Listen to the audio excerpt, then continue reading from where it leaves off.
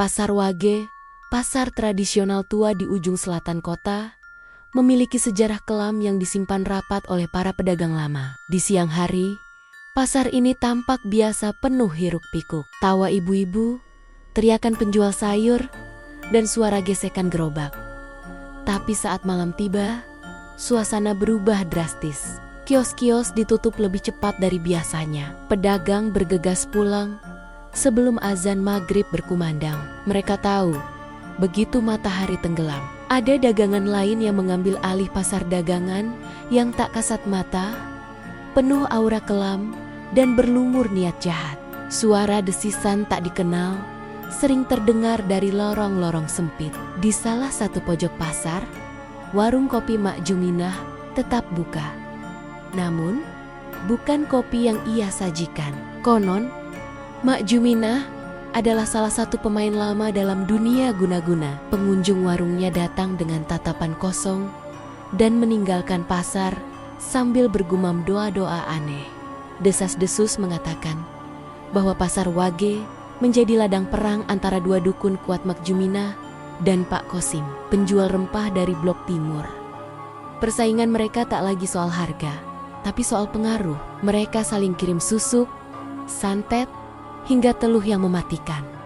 Suatu malam, jeritan memecah langit. Seorang pedagang ditemukan tewas dengan mata membelalak dan mulut penuh tanah. Sejak malam itu, aroma kemenyan dan suara ratapan menjadi tamu tetap pasar Wage. Perang belum dimulai, tapi tanah sudah haus darah. Pagi itu, pasar Wage masih setengah terjaga. Kabut tipis menggantung di antara atap seng kios-kios tua. Para pedagang mulai menggelar dagangannya, namun suasana terasa lebih sunyi dari biasanya. Seperti ada yang mengintai dari balik tirai dunia. Dari arah utara, seorang pria asing berjalan pelan. Tubuhnya tinggi, mengenakan jaket kulit lusuh, dan membawa tas kulit ular yang mencolok. Wajahnya tirus, matanya tajam, dan senyum tipisnya menyiratkan sesuatu yang ganjil. Ia berhenti di kios rempah milik Pak Kosim. "Ada akar mimang?" tanyanya pelan. Pak Kosim menatap pria itu lekat-lekat. Akar mimang adalah bahan terlarang, hanya digunakan dalam ilmu hitam tingkat tinggi. "Siapa kamu?" tanya Pak Kosim curiga. "Aku cuma pembeli." "Tapi bukan sembarang pembeli," jawab pria itu sambil menyelipkan lembaran uang merah lusuh ke bawah tumpukan jahe. Pak Kosim menelan ludah. Ia tahu, tamu itu bukan orang biasa. Aura gelap menyelimuti sekeliling pria itu. Seekor kucing hitam yang biasa berkeliaran di pasar mendadak mendesis dan lari terbirit-birit. Dari kejauhan, Mak Juminah mengintip dari balik warung kopinya. Matanya menyipit saat melihat Pak Kosim menerima tamu yang auranya beracun. Ia tahu, ini bukan transaksi biasa. Ini pemantik perang lama yang akan segera berkobar kembali. Angin mendadak berputar liar. Tikar-tikar beterbangan. Pasar Wage menyambut tamu barunya.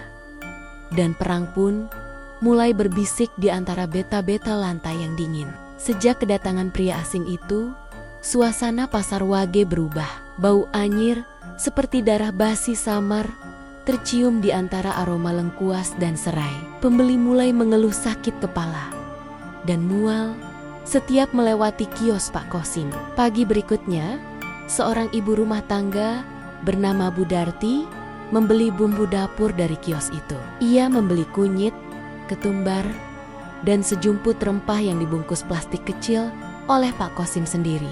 Biar masakan makin sedap, katanya sambil tersenyum. Namun malamnya, rumah Bu Darti berubah mencekam. Anak bungsunya mendadak kejang.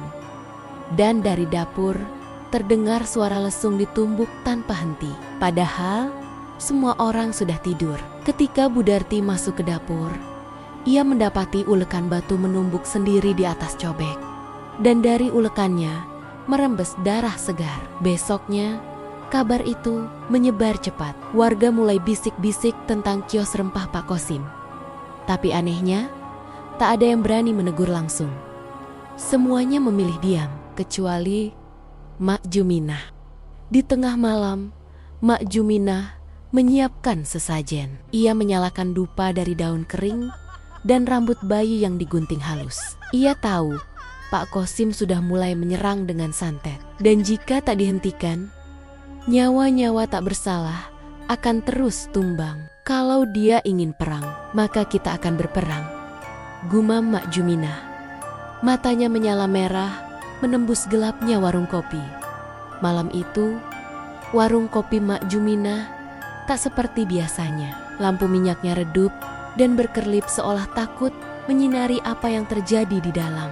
3 orang duduk membentuk segitiga, mengelilingi mangkuk tanah liat berisi darah ayam hitam. Mereka adalah pelanggan setia, tapi bukan untuk ngopi. Mereka adalah tangan-tangan Mak Juminah. Aku mau dia batuk darah 7 hari 7 malam. Desis seorang perempuan muda berkerudung lusuh. Dia rebut suamiku. Lanjutnya dengan suara dingin. Mak Juminah mengangguk pelan, lalu menjentikkan serpihan tulang kecil ke dalam mangkuk. Asap hitam pekat keluar, menyelimuti ruangan. Aroma menyengat membuat 2 pelanggan lainnya terbatuk keras. Tapi perempuan muda itu malah tersenyum. Tepat pukul 2 dini hari, dari arah blok timur pasar, terdengar suara lolongan panjang seperti suara manusia yang berubah menjadi binatang. Orang-orang yang tinggal dekat pasar terbangun karena jeritan itu. Di pagi harinya, Pak Kosim ditemukan tergeletak di depan kiosnya, mulut berbuih, dan tangannya menkakar-kakar dada sendiri. Namun, ia belum mati. Warga heboh, tapi mereka tahu ini bukan urusan polisi atau rumah sakit. Ini adalah urusan antara 2 kekuatan gelap, dan Mak Juminah telah memberi pukulan pertama. Di balik warungnya, Mak Juminah memandangi langit. Masih awal, Kosim, kau belum tahu rasa, bisiknya sambil menyeringai. Perang telah dimulai, dan malam-malam pasar Wage tak akan pernah tenang lagi. Warung nasi milik Bu Yati yang terletak di ujung barat pasar mendadak ramai pembeli sejak Pak Kosim sakit. Anehnya, semua orang yang makan di sana mengaku makanannya lebih sedap dari biasanya, membuat mereka ketagihan datang tiap hari. Masukkan ke dalam wajanmu, katanya lirih, dan jangan sekali-kali dibuang. Tanpa banyak tanya, Bu Yati melakukannya. Dan benar saja, sejak saat itu warungnya tak pernah sepi. Tapi mulai muncul keanehan. Di pagi hari, ia sering menemukan wajan bekas memasaknya masih panas dan mengeluarkan suara desis, seolah ada sesuatu yang hidup di dalamnya. Suatu malam, ketika ia hendak mencuci wajan, ia kaget bukan main. Dari dasar wajan muncul percikan darah segar dan bau anyir menyengat. Saat diselidiki, tak ada sumber darah di dapurnya. Hanya wajan itu menghitam dan berdenyut pelan, seperti jantung. Esoknya, seorang pengamen yang makan di warung Bu Yati tiba-tiba muntah darah di tengah pasar. Mulutnya terus menggumam, ada yang hidup dalam wajan itu. Kabar itu sampai ke telinga Mak Juminah. Ia tahu, bukan hanya Pak Kosim yang bermain. Ada dalang baru yang sedang menanam benih kejahatan di pasar Wage. Dan perang pun mulai menjalar ke banyak tangan. 3 hari setelah insiden di warung Bu Yati, seorang pemuda penjaga malam pasar bernama Surya menemukan benda aneh saat menyapu lorong tengah. Di bawah tumpukan karung goni, ia menemukan sebuah boneka kecil dari jerami, diikat dengan tali rafia merah dan penuh tusukan paku karat. Wajah boneka itu digambar dengan arang hitam menyerupai wajah Pak Kosim.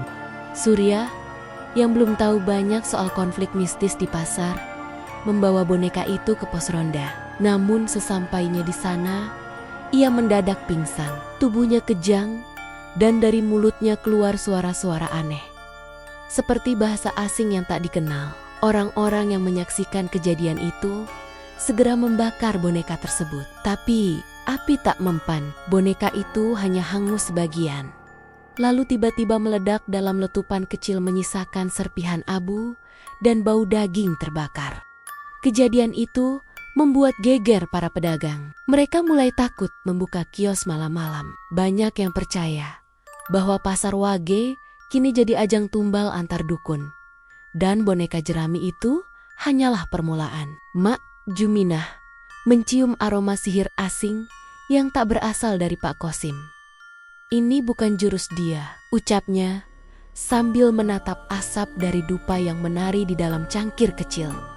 Ia tahu medan perang sudah melebar dan seseorang sedang mengadu kekuatan baru dari luar. Perang guna-guna tak lagi antara dua orang. Ini sudah jadi pertumpahan darah yang menyeret siapa saja yang berani berdagang di tanah pasar terkutuk itu.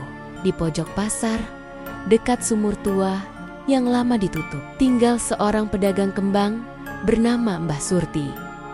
Ia wanita tua yang selalu tersenyum, menjual melati dan kenanga untuk keperluan ziarah atau hajatan. Tapi sejak pekan lalu, Mbah Surti mengeluh sering mimpi buruk. Ia bermimpi tubuhnya dililit akar-akar hitam, sementara kembang dagangannya berubah jadi cacing putih yang menggeliat di kulitnya. Setiap pagi, ia mendapati dagangannya layu, meski baru dipetik beberapa kelopak, bahkan berdarah. Suatu pagi, tubuh Mbah Surti ditemukan kaku di tikarnya. Mulutnya terbuka lebar, matanya membelalak ke lenggit-langget warung. Di sekeliling tubuhnya, melati dan kenanga berserakan, semuanya gosong seperti terbakar dari dalam. Yang membuat ngeri adalah tulisan di dinding kiosnya, tergores dengan darah, "Jangan ikut campur." Mak Juminah datang lebih dulu ke lokasi sebelum warga berkerumun. Ia menabur abu dupa di sekeliling jenazah Mbah Surti, lalu berbisik pelan. Dia ikut bantu kirim penangkal ke Pak Kosim. Sekarang bayarannya nyawa. Dari balik keramaian, pria asing berjaket kulit tampak mengawasi. Mulutnya tersenyum tipis. Ia tahu setiap korban hanyalah pion. Yang ia incar adalah Ratu Mak Juminah. Pasar Wage kini tak hanya diselimuti aura mistis, tapi juga teror nyata. Satu persatu yang terlibat perlahan hilang nyawanya, dan darah baru akan segera ditumpahkan.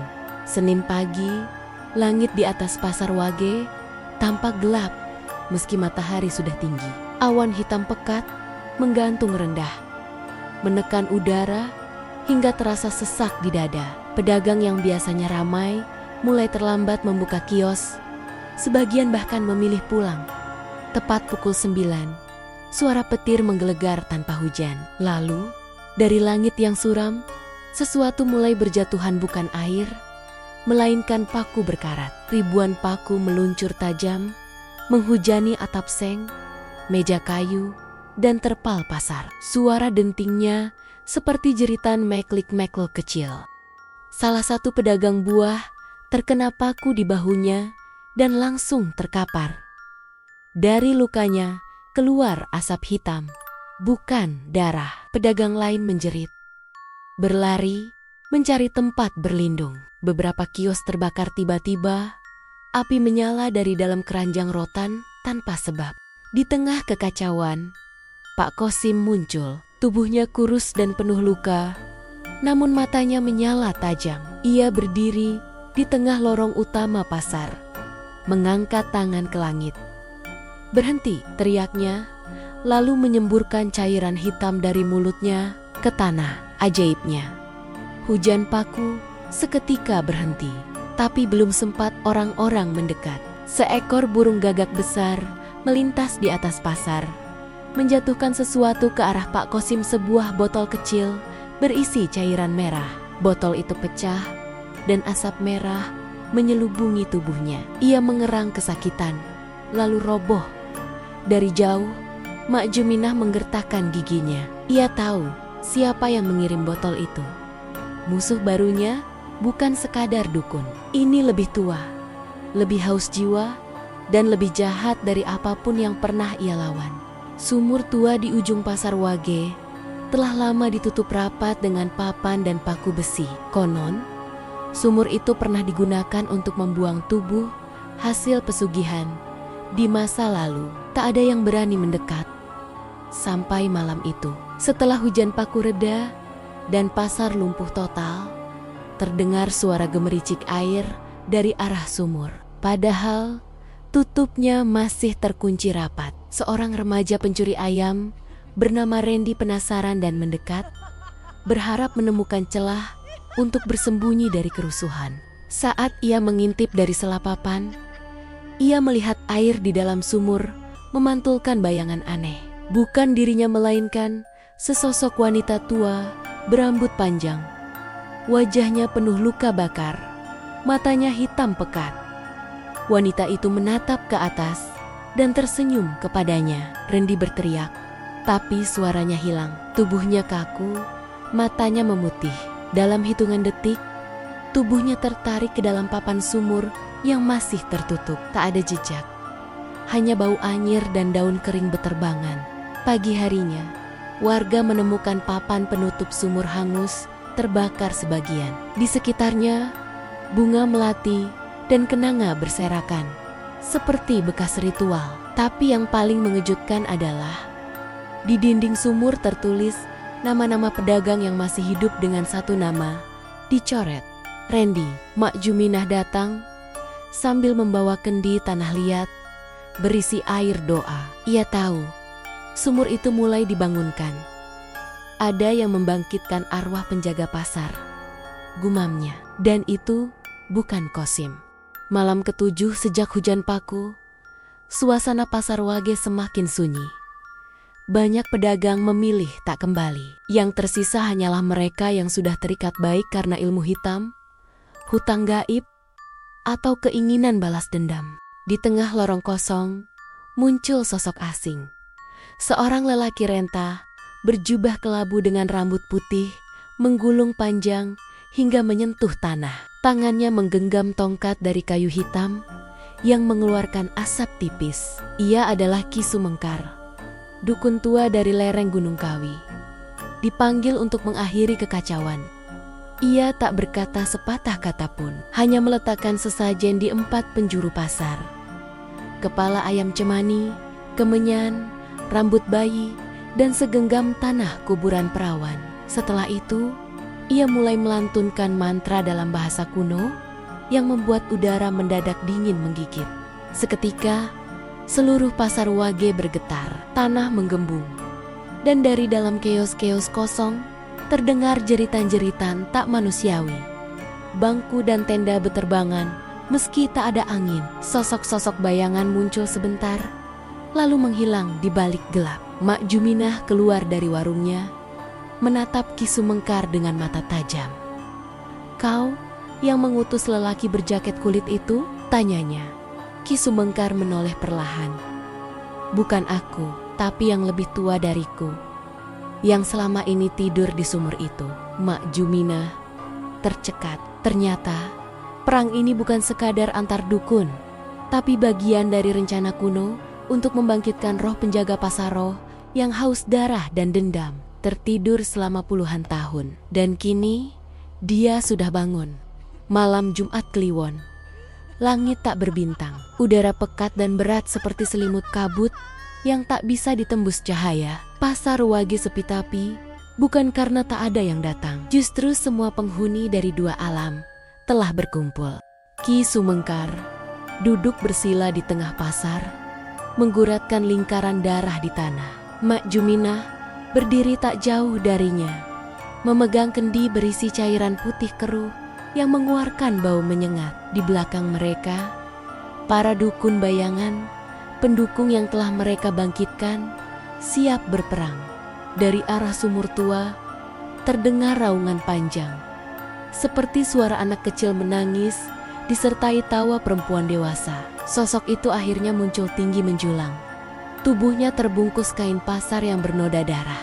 Matanya kosong, kulitnya retak seperti tanah kering. Roh penjaga pasar makhluk gaib yang dulunya adalah korban pesugihan puluhan tahun, lalu kini bangkit untuk menuntut balas.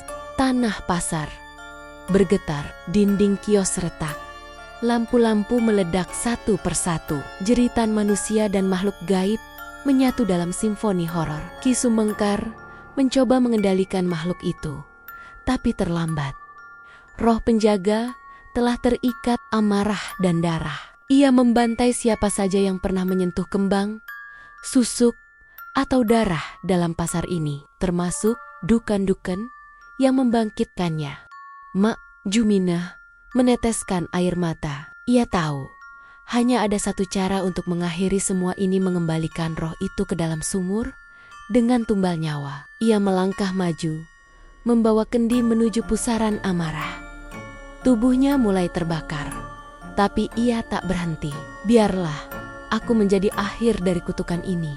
Mak Juminah melangkah perlahan di tengah pasar yang kini porak-poranda. Asap hitam mengepul dari kios-kios, darah mengalir di selokan, dan jeritan masih menggema di antara dinding pasar tua. Di tangannya, kendi tanah liat berisi air ritual bergetar hebat seolah menolak apa yang akan terjadi. Roh penjaga pasar berdiri menjulang di depan sumur tua. Tubuhnya bergoyang seperti asap, mata hitamnya menatap tajam ke arah Mak Juminah. Tapi kali ini tidak ada rasa takut, hanya penyesalan. Mak Juminah menengadah ke langit. Ampunilah semua darah yang pernah tercurah di sini, ucapnya lirih. Lalu ia memecahkan kendi ke tanah. Cairan putih memancar, membentuk lingkaran terang yang menyerap tubuh roh penjaga. Makhluk itu meraung, menjerit, melolong hingga genteng-genteng pasar runtuh. Tapi ia tak bisa melawan. Satu persatu bagian tubuhnya tersedot ke dalam sumur yang kini terbuka lebar. Sebelum lubang sumur menutup kembali, Mak Juminah melompat masuk tanpa ragu. "Maafkan aku," itu kata terakhir yang terdengar sebelum semuanya sunyi. Pagi harinya, pasar Wage berubah senyap. Ki Sumengkar hilang tanpa jejak. Semua dukun pendatang lenyap. Para pedagang yang tersisa hanya menemukan abu, darah kering, dan kendi pecah di tengah pasar. Namun sejak hari itu, pasar Wage kembali normal. Tak ada lagi bisikan, tak ada lagi bau kemenyan, dan tak ada lagi jeritan malam. Hanya satu hal yang tertinggal. Papan kayu bertuliskan, "Dilarang berdagang dengan nyawa." Setahun berlalu, pemerintah kota membangun ulang pasar Wage dengan arsitektur modern. Dindingnya bersih, kios ditata rapi, dan lampu terang menyala sepanjang malam. Warga mulai kembali berdagang dengan rasa aman. Mereka mengira segalanya telah usai. Namun tak ada yang bisa melupakan malam berdarah itu. Meski tak tercatat dalam berita, semua pedagang lama tahu harga damai itu bukan uang, melainkan tumbal. Di salah satu sudut pasar baru, terdapat lapak kosong yang tak pernah laku disewa. Setiap orang yang mencoba membuka usaha di sana selalu mengalami hal-hal aneh. Dagangan membusuk tiba-tiba, suara tangisan dari bawah lantai, dan bayangan perempuan tua berdiri diam sambil membawa kendi retak. "Jangan sentuh tanah ini," bisik seorang kakek penjaga malam kepada pedagang muda. Di bawahnya ada sumur yang pernah diberi darah dan dendam. Kini, meski pasar Wage tampak megah dan sibuk di siang hari, tak ada satupun kios yang buka setelah maghrib. Semua tahu, meski kutukannya telah mereda, arwah itu belum sepenuhnya tidur. Mereka hanya menunggu seseorang mengulangi kesalahan lama menjual dagangan dengan niat serakah, atau memanggil kembali kekuatan gaib demi keuntungan sesaat. Dan ketika itu terjadi, perang lama akan kembali menyala. Dalam senyap, di antara tumpukan kembang, darah, dan bau kemenyan,